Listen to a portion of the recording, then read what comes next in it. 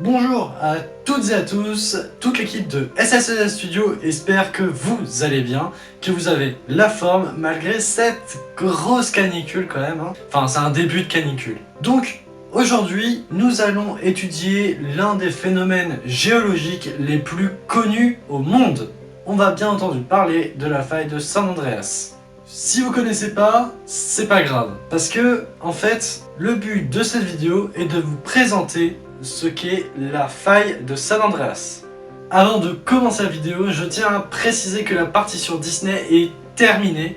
Il n'y aura plus de vidéos sur Disney tout simplement parce que, eh bien en fait, la suite des événements n'est que des chiffres et ce n'est plus vraiment aussi intéressant qu'au départ. Sur ce, bonne vidéo à toutes et à tous, c'est parti!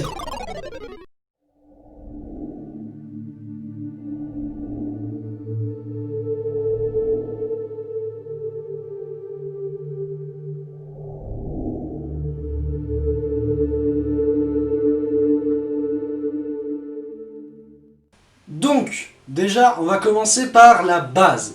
Pour ceux qui ne savent pas ce qu'est une faille, c'est une séparation entre deux morceaux de terre. Souvent, c'est de la roche ou un sol assez sec, mais on appelle aussi ça une fracture de l'écorce terrestre. Cependant, la faille de San Andreas, c'est une autre histoire. En effet, même les plus grands géologues se demandent encore s'il faut considérer cette faille justement comme une faille ou plutôt comme un système de failles.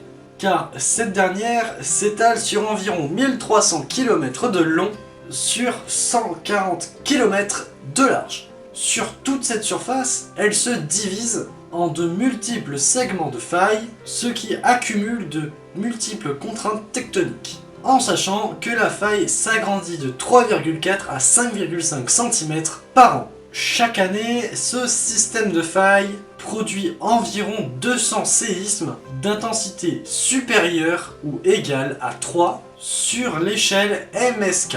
Cela veut dire que ces séismes peuvent être ressentis par l'homme.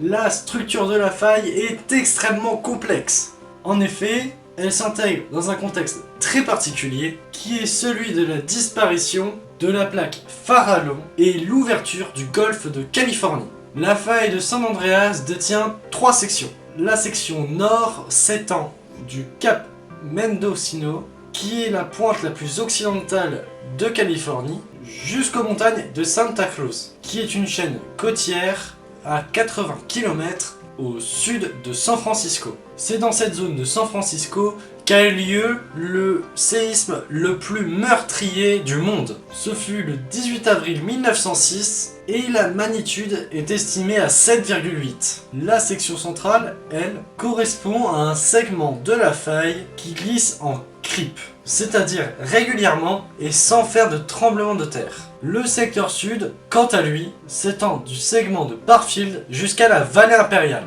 Ce secteur est beaucoup plus complexe. Comme pour la partie nord, ce secteur a connu un séisme majeur en 1857. Mais à cause des mouvements qui s'ajoutent au coulissement, la fragilité des différentes failles est plus grande et les tremblements de terre sont par conséquent beaucoup plus fréquents. Plus au sud, le système est à nouveau formé de longues failles parallèles, dont celle de la vallée impériale qui marque la transition au golfe de la Californie. Durant les 162 dernières années, nous pouvons dénombrer 3275 morts, 4035 blessés et près de 6606,5 millions de dollars de dégâts. Ça fait beaucoup de victimes quand même là. La faille de San Andreas est probablement le phénomène géologique le plus étudié au monde.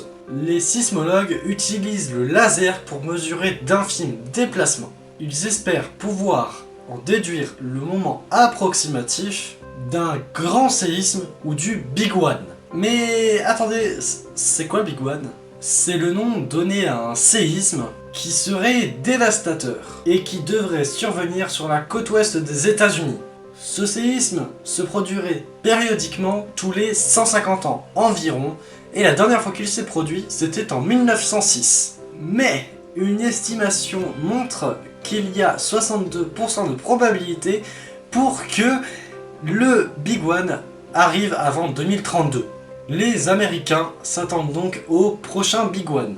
Bon, en même temps, vu l'année 2020 qu'on vient de commencer, franchement, d'ici un an, ça m'étonnerait pas que ça arrive, hein, vraiment. Avec le coronavirus, toutes les grèves de France, non, vraiment, je pense qu'on est bien parti pour l'avoir cette année, ou l'année prochaine. Bon, on va ajouter un petit côté culture. En 1978, dans le premier film consacré au super-héros Superman, ce dernier lutte contre son ennemi Lex Luthor, bon on connaît l'histoire, et dans l'un des buts de Lex Luthor, il y en a un, c'est de provoquer l'ouverture cataclysmique de la faille de San Andreas, à l'aide d'un missile nucléaire. La faille a donné son nom au jeu Grand Theft Auto San Andreas, donc dans la série GTA, et étant donné que la carte de ce jeu se situe dans les villes fictives inspirées des grandes villes de San Francisco et de Los Angeles, là où la faille de San Andreas est présente. Dans le film Dangereusement Vôtre, l'ennemi de l'agent 007, Max Zorin, projette de détruire la Silicon Valley par une explosion dans la faille de San Andreas. Et enfin, un film catastrophe nommé San Andreas, réalisé par Brad Peyton, qui est sorti en 2015, relate les événements qui suivent un séisme fictif de la faille de San Andreas, qui serait de magnitude 9,6. Donc c'est quand même un assez gros séisme, hein, de quoi tuer la moitié de la population mondiale. Voilà, donc j'espère que cette vidéo vous aura plu. Allez voir dans la description, parce qu'il y a toujours des choses qui sont assez importantes ou assez intéressantes pour vous. N'oubliez pas de vous abonner, de liker cette vidéo, et n'oubliez pas un petit commentaire, ça fait toujours plaisir. Et j'y répondrai avec grande joie, ainsi que toute l'équipe de SSES Studio, si ce n'est pas moi qui réponds. Allez, à bientôt pour une vidéo de meilleure qualité, c'était SSES Studio.